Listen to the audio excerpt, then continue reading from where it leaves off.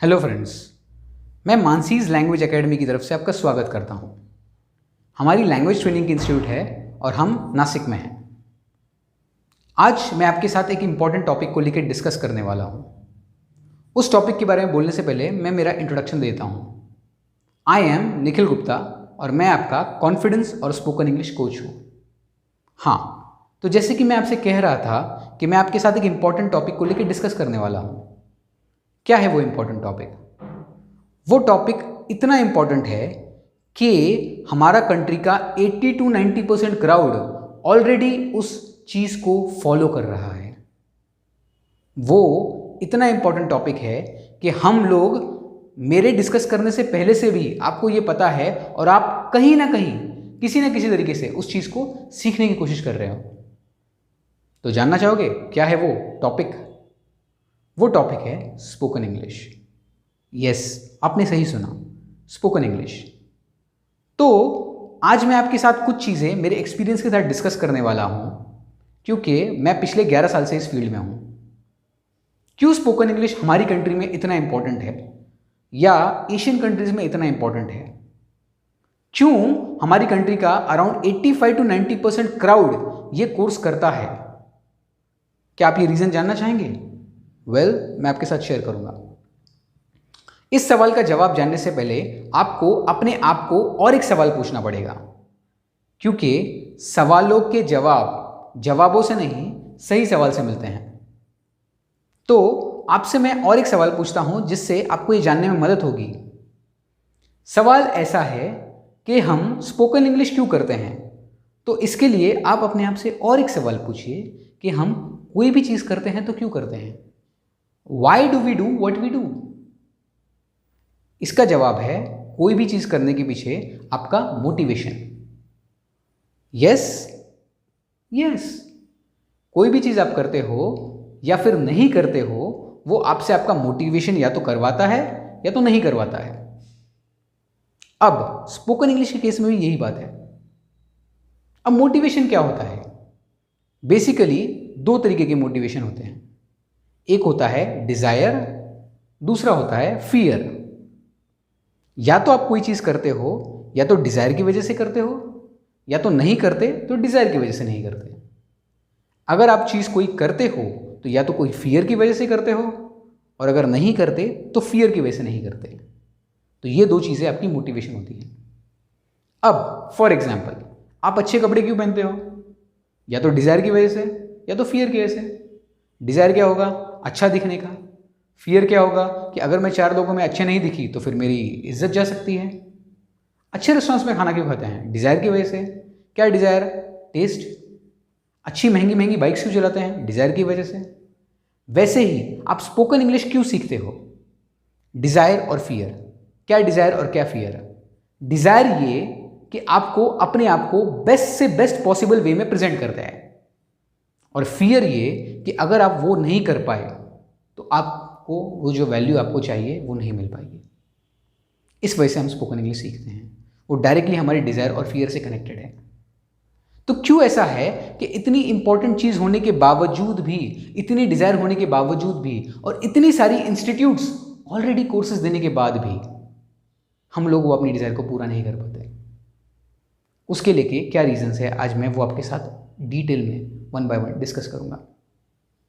उसके पीछे सबसे बड़ा एक रीज़न है कि एक सही चीज़ हमको गलत तरीके से सिखाई जाती है। अब मेरे ये सेंटेंस को अब बहुत ध्यान से और एक बार सुनना, क्योंकि ये उतना ही इंपॉर्टेंट है।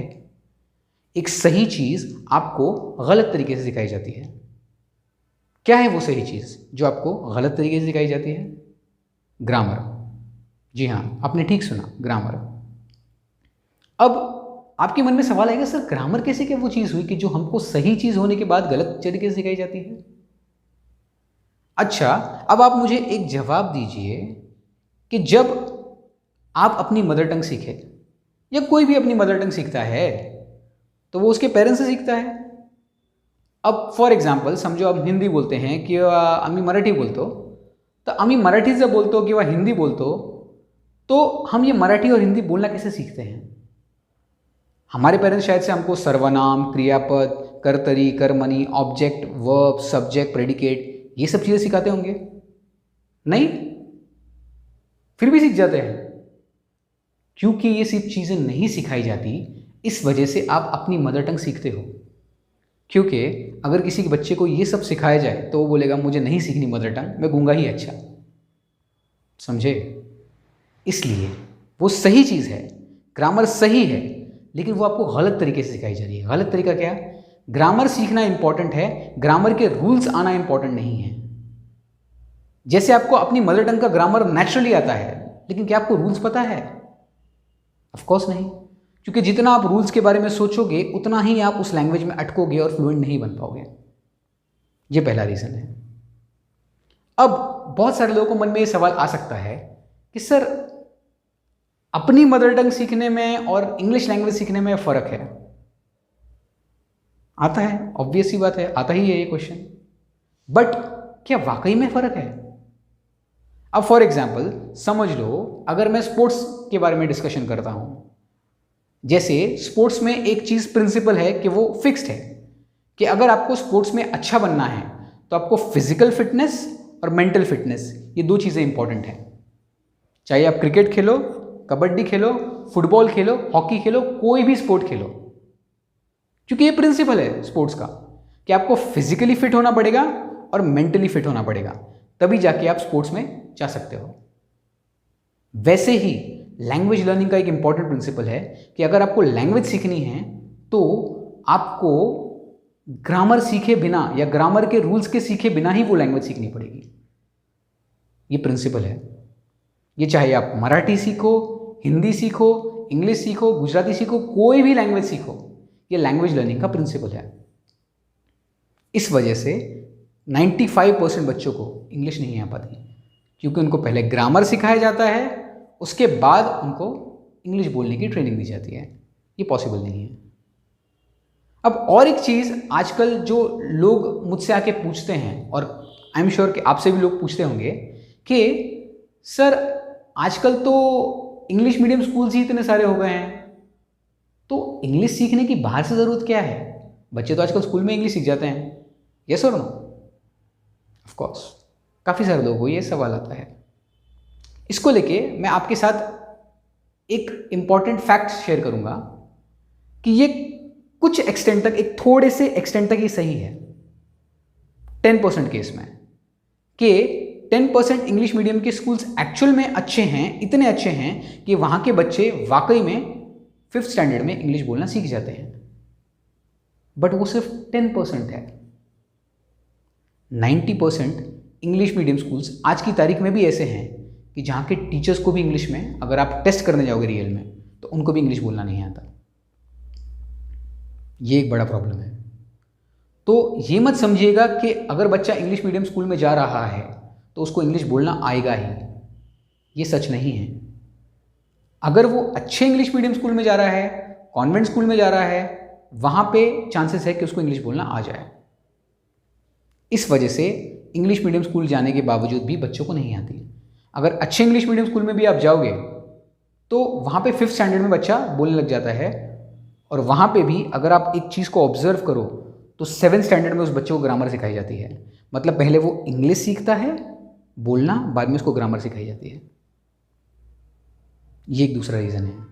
तो पहला रीज़न हमने जाना कि ग्रामर के रूल्स सीखना इंपॉर्टेंट नहीं है। दूसरा रीज़न हमने जाना कि इंग्लिश मीडियम स्कूल होके नहीं चलेगा, अच्छा इंग्लिश मीडियम स्कूल सिर्फ गिनती के 10% है। तीसरा इंपॉर्टेंट रीज़न, आजकल एक बहुत बड़ा भ्रम फैल गया है। वो भ्रम क्या है कि लोगों को लगता है, और ये इंटरनली लगता है, हो सकता है ये लोग कहे ना, बट ये उनका माइंड का एक बिलीफ बन चुका है। वो बिलीफ क्या है कि सर, आजकल तो गूगल पे फ्री में सब अवेलेबल है, यूट्यूब पे इतने सारे वीडियोस अवेलेबल है, तो इंग्लिश के क्लास लगाने की ज़रूरत क्या है? पैसा देके इंग्लिश सीखने की ज़रूरत क्या है? इनफैक्ट आजकल तो ऑनलाइन कोर्सेज भी बहुत सस्ते आ गए हैं, 250-300 रुपये में भी मिल जाते हैं। वाकई में।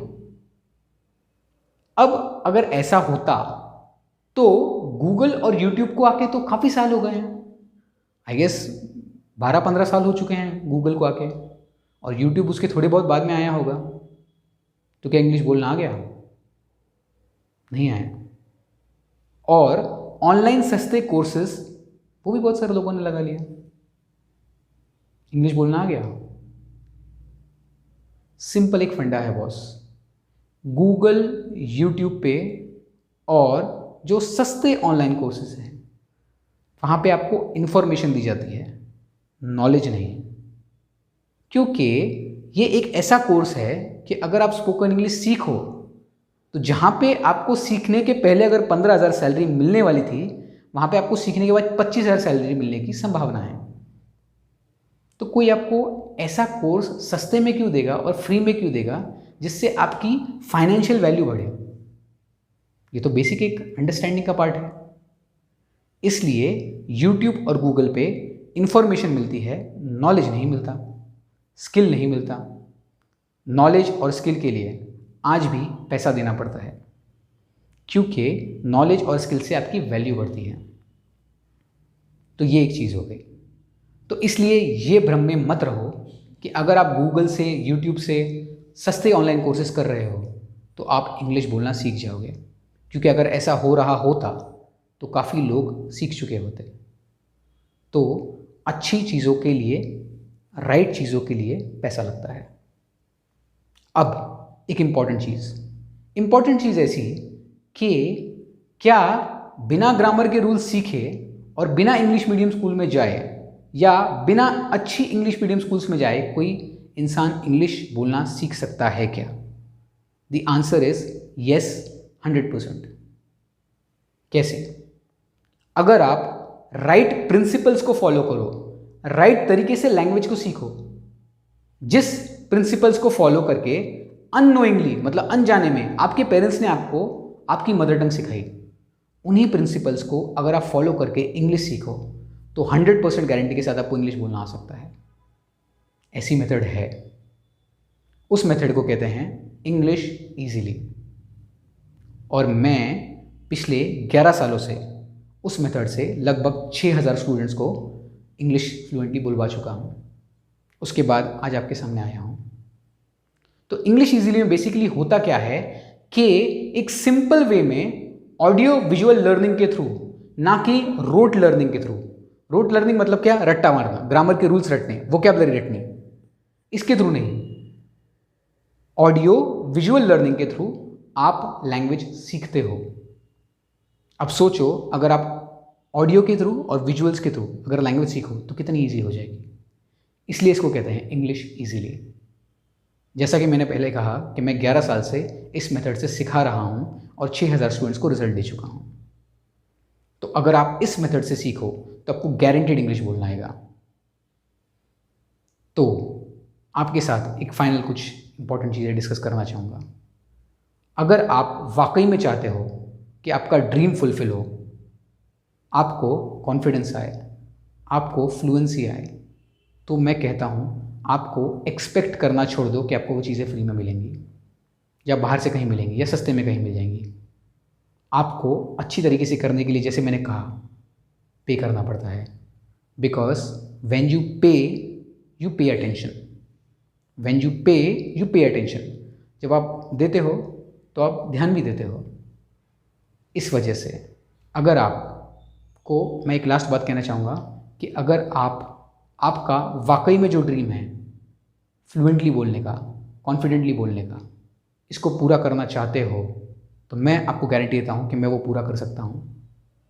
और मैं ना कि आपको कॉन्फिडेंस आपका दिला सकता हूँ, बल्कि आपका खोया हुआ सेल्फ एस्टीम भी आपको वापस दिला सकता हूँ, जिसकी कोई कीमत नहीं है। तो अगर आप वाकई में चाहते हो तो नीचे दिए गए नंबर पर कॉन्टैक्ट कीजिए। थैंक्स।